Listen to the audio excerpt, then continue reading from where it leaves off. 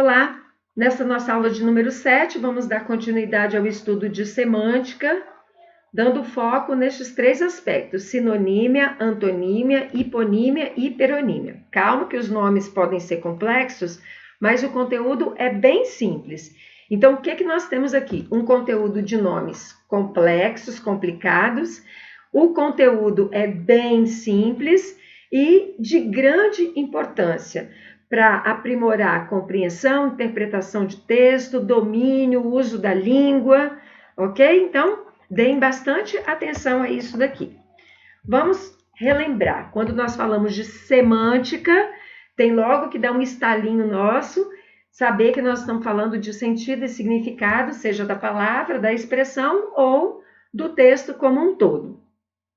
Nesse universo de palavras e expressões, algumas delas têm significados que são iguais ou semelhantes, que nós chamamos de sinônimos, é a sinonímia.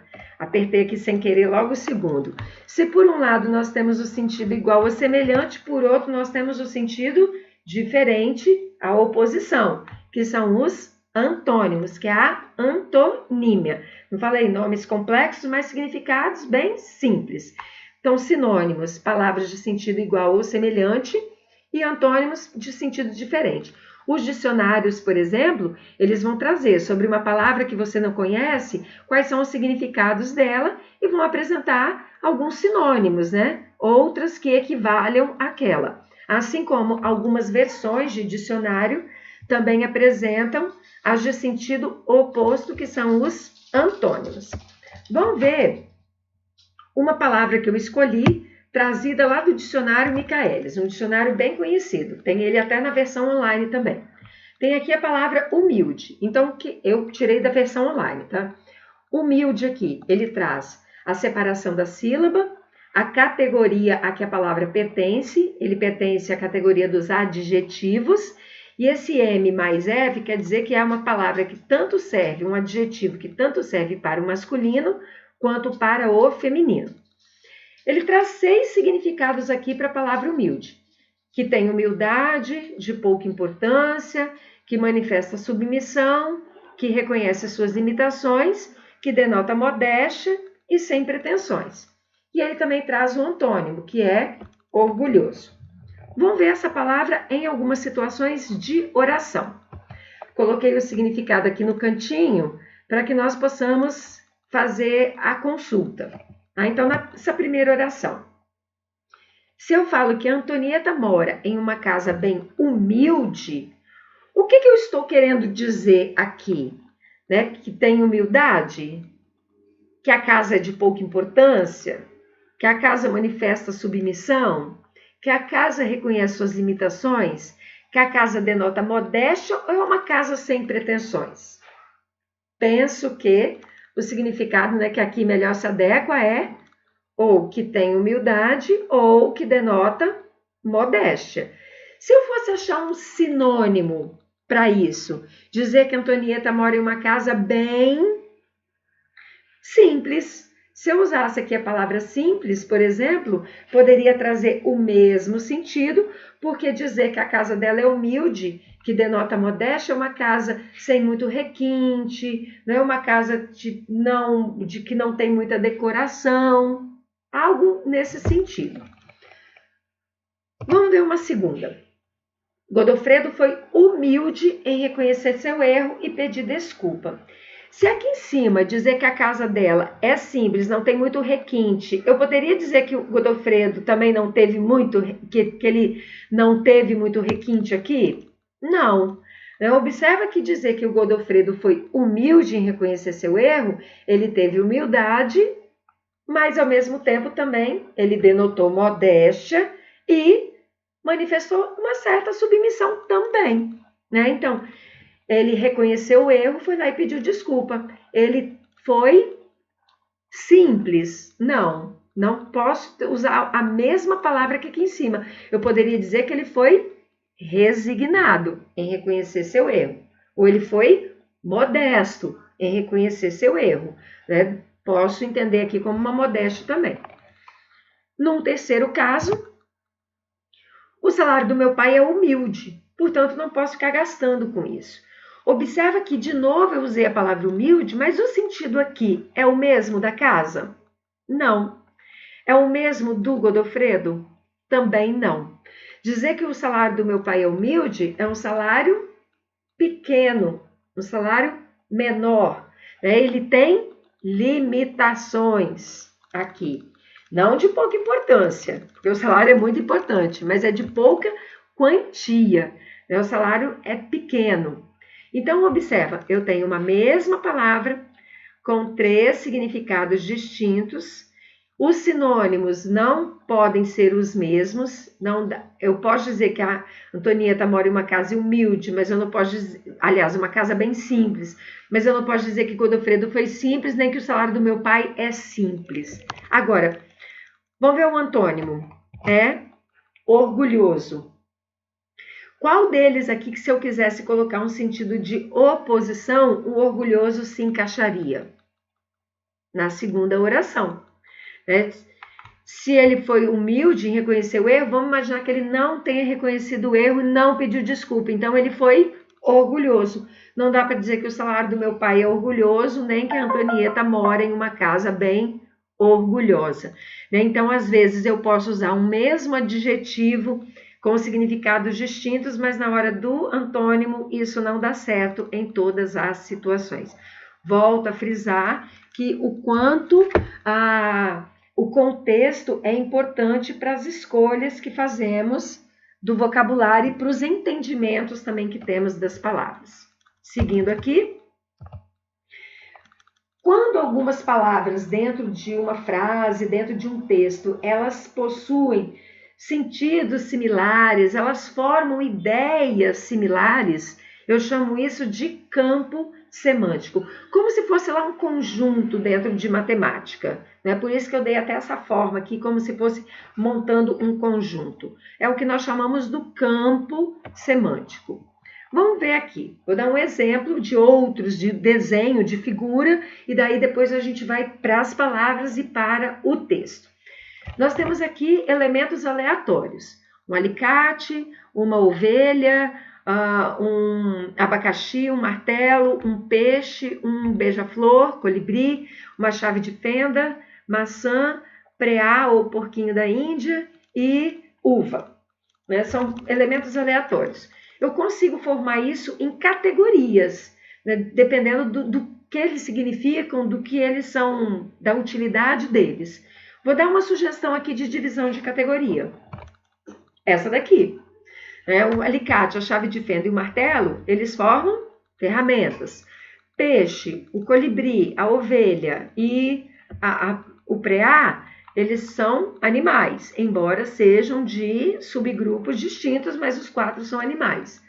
Abacaxi, maçã e uva são frutas.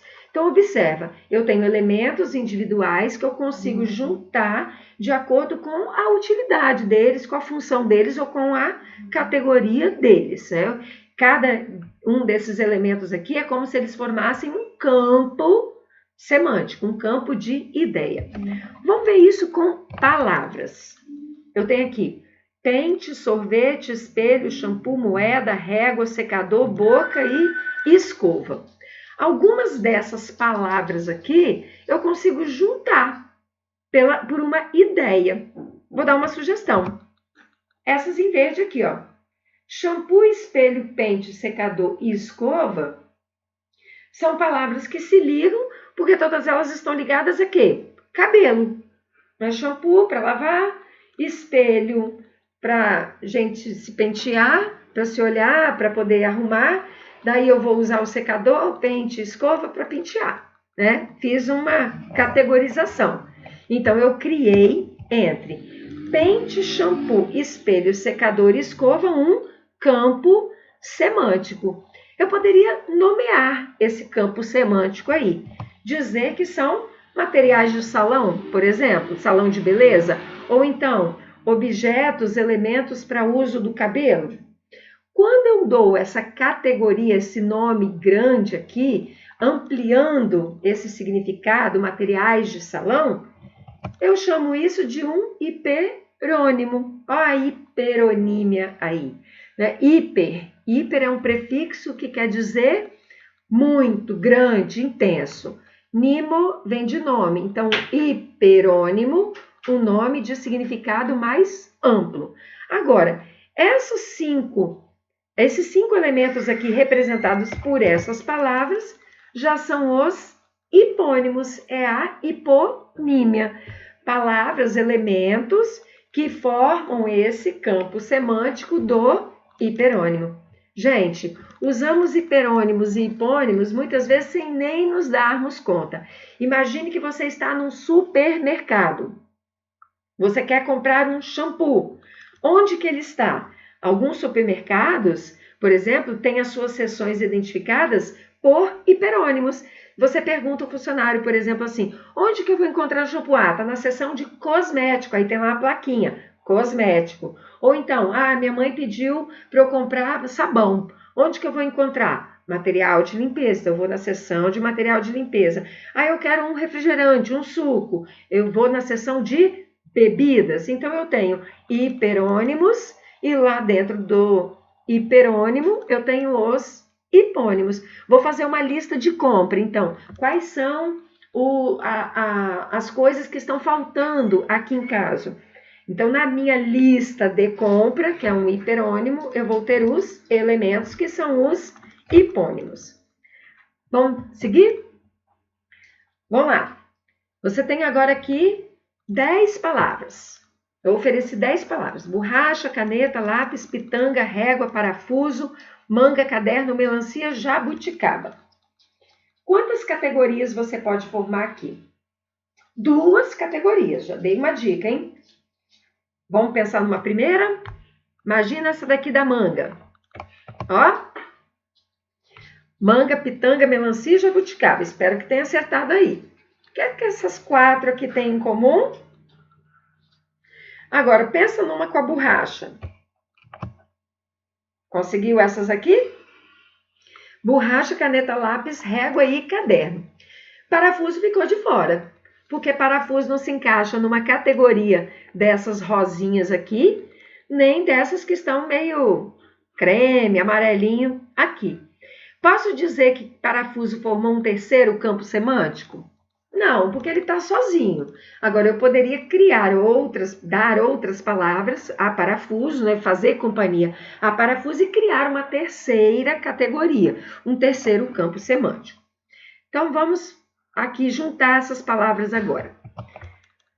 As 5 palavras que estão nessa cor aqui, meio amarelada, meio creme. Borracha, régua, caderno, lápis e caneta. O que é que elas formam? Pode ser material escolar, né? Então, eu tenho um nome de significado mais amplo, abarcando os 5 elementos ali menores. E as 4 palavras em rosinha? 4 não, 5, né? Pitanga, manga, jabuticaba e... Gente, 4 mesmo, pelo amor de Deus. Nem sei contar mais. Essas 4 aqui, todas elas pertencem a que categoria? Posso dar o nome de fruta. Ok, poderia chamar de vegetal? Também. Mas acho que fruta fica mais propícia aqui para as 4.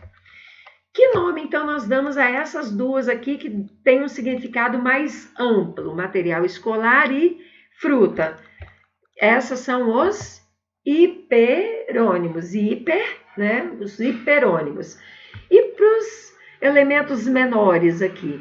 Os elementos dentro do conjunto amarelinho e do conjunto rosinha. São os hipônimos, né? Então, eu formei um conjunto de elementos aqui menores de hipônimos e todos eles formam os hiperônimos. No início do ano, eu preciso comprar meu material escolar. O material escolar é uma categoria ampliada. O que você vai comprar ali? Nossa, aqui em casa está faltando fruta. O que está faltando de fruta? São os hipônimos que aparecem ali. Vamos partir para um texto? Bom, escolhi aqui um texto do Cruz e Souza, um importante poeta da literatura brasileira do século XIX, no período chamado de romantismo, uma matéria que vocês estudam lá no 2º ano em literatura, e este poeta morreu jovem, com 37 anos de idade apenas. Foi um importante poeta, não só pelos textos que ele deixou legado, mas por ser um poeta negro num período ainda de escravidão. Lembrando que a escravidão no Brasil foi abolida em 1888. Né? Então, Cruz de Souza nasceu numa época escravagista, ele nasceu já dentro da lei do ventre livre, então por isso que ele não era escravo, e viveu esse período aqui pós-escravagista do Brasil. Ele tem esse poema intitulado Acrobata da Dor. Vou primeiro ler o texto como um todo, depois nós vamos fazer algumas reflexões sobre ele. Acrobata da Dor. Acompanha comigo a leitura. Gargalha, ri, num riso de tormenta, como um palhaço que, desengonçado, nervoso ri, num riso absurdo, inflado de uma ironia e de uma dor violenta. Da gargalhada atroz, sanguinolenta, agita os guizos e, convulsionado, salta, Gavroche, salta clown, varado pelo estertor dessa agonia lenta. Pedem-te bis, e um bis não se despreza. Vamos, retesa os músculos, retesa nessas macabras piruetas de aço. E embora caia sobre o chão fremente, afogada em teu sangue estuoso e quente, ri, coração, tristíssimo palhaço. Vocês observam que ao ler o título Acrobata da Dor, nós já criamos automaticamente um campo semântico na nossa cabeça. A acrobata lembra acrobacia. A acrobacia nós costumamos ver em circo, por exemplo. E quando nós falamos de circo, que personagem ali aparece principalmente? Símbolo do circo, um palhaço, que tem como função no circo de rir. Né? Então, olha quantas ideias que nós fazemos ali, uma palavra puxa outra, uma ideia puxa outra. Nós fazemos um campo semântico. Mas, ao mesmo tempo, se criou aqui uma oposição, porque, afinal de contas, é a acrobata da dor. E quando nós falamos de riso, nós não associamos riso à dor, mas sim à alegria. Alegria e dor é como se fosse, neste contexto, elementos que são antônimos, opostos entre si. Vamos ver o sentido. Gargalha ri num riso de tormenta. Então a gente já vê que esse riso não é tão feliz assim, né? Um riso de tormenta, de coisas que incomodam. Como um palhaço, como um palhaço. Então não é o palhaço que ri, mas é como se fosse um palhaço. Que desengonçado, nervoso, ri. Riso absurdo. Pode ser um riso absurdo de ser um riso sem parar, um riso intenso, grande. Inflado de uma ironia, mas ao mesmo tempo tem uma dor violenta. Da gargalhada atroz quer dizer algo que é mal, algo que é dolorido, que é doído, sanguinário, por isso sanguinolento, aqui perverso. Agita os guizos, são aqueles chocalhinhos que às vezes os palhaços têm aqui na gola da roupa ou no pé, né, no sapato. Salta, Gavroche. Gavroche é uma nomenclatura usada no francês para palhaço, aquele que faz risos, né, como se fosse o bobo da corte. Clown é uma palavra palhaço em inglês. Varado pelo estertor, como se fosse essa coisa doída também. Estertor aqui é como se fosse um momento de dor intensa, de sangue sendo fluindo dali, dessa agonia lenta. Vocês observam que ele fala de gargalhada, mas o tempo todo ele traz questões que são de dor, de sofrimento. Pedem-te bis, quer dizer, uma repetição. E um bis não se destressa, você não pode negar esse bis. Vamos, se prepara ele de novo. Retesa os músculos, que afinal de contas é um acrobata. Então, retesar, recolher. Quando vai dar um salto, né, a pessoa primeiro se encolhe para ter o impulso. Retesa nessas macabras piruetas de aço, como se fossem fortes, intensas. E embora caia sobre o chão fremente, porque na pirueta ele rodopia e cai no chão, fremente aqui tremendo, ele está afogado em teu sangue estuoso, aquele sangue forte que está ali em grandes proporções, ali latente e quente, que não é nada agradável isso, mesmo assim ele ri. E no final ele revela quem é o palhaço que é triste, é o seu próprio coração. Né? Então, o que o poeta faz? Tudo a ver com o próprio poeta negro num período de escravidão e logo pós-escravidão. É aquele que demonstra estar feliz, rindo, mas que por dentro ele está ali triste, sofrendo de uma agonia e de uma dor muito forte. Então, vamos pensar em categorias de campos semânticos aqui, começando pelo título e pela primeira palavra do título, que é acrobata. Então, vamos pensar aqui, ó. Todas as palavras que eu coloquei aqui nesse tom meio vermelho, meio cinza, para acrobata. Cinza não, meio vinho, né? Acrobata, gargalhar, riso, palhaço, desengonçado, porque o palhaço tem aquele trejeito todo, né, atrapalhado. Rir, ironia, que o palhaço é bem irônico em algumas situações, gargalhada, guiso, saltar, porque ele vive fazendo as suas gracinhas e tem a ver com acrobata, gavroche, o clown, as piruetas, o rir aqui de novo e o palhaço que se repete. Agora, vamos pensar agora numa categoria para dor. Então, aqui eu formei um campo semântico que tem a ver com acrobata. Agora vamos pensar aqui com dor. Observa as palavras em azul. Todas elas têm uma ligação com a dor. Tormenta, nervoso, dor violenta, atroz, sanguinolenta, estertor, agonia, macabras, fremente, sangue e tristíssimo. Então eu formei um novo campo semântico com dor. Então eu tenho um campo semântico para acrobata e um campo semântico para dor. Dois campos semânticos aqui com as palavras utilizadas no título. Eu destaquei um pedacinho aqui. Ri num riso absurdo, inflado, de uma dor, de uma ironia e de uma dor violenta. Vamos pensar aqui nessa palavra violenta, o sentido que ela tem. O que eu quero dizer com uma dor violenta? Vamos pensar em sinônimos para essa palavra aqui. Poderia ser uma dor absurda. Poderia também dizer que é uma dor intensa. Então, qualquer uma dessas palavras que eu estou usando aqui, eu estou usando sinônimos para essa palavra aqui violenta, certo? Agora, imagine que essa palavra violenta tenha sido usada numa outra oração assim. O rapaz teve uma atitude violenta.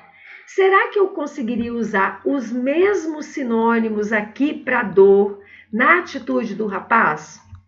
Dizer que o rapaz teve uma atitude absurda pode até ter uma noção de sentido, de significado com violenta, mas passa a mesma ideia, o mesmo sentido.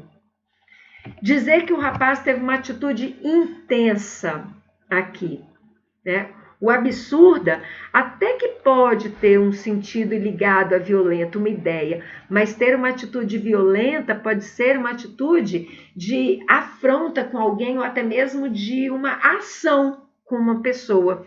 Absurda pode até ter essa conotação, mas não necessariamente essa conotação. O intensa não cabe de jeito nenhum aqui. Então, volto a dizer, sinônimos dependem, né? Vai depender do sentido que você quer dar naquele contexto, a importância sempre do contexto. Dizer que a chuva de ontem foi violenta. O que quer dizer uma chuva violenta? Uma chuva devastadora, né? Que derrubou coisas, que provocou prejuízos. Foi uma chuva fraquinha? Não. Então, posso dizer que ela foi absurda? Sim, no volume, né, na intensidade.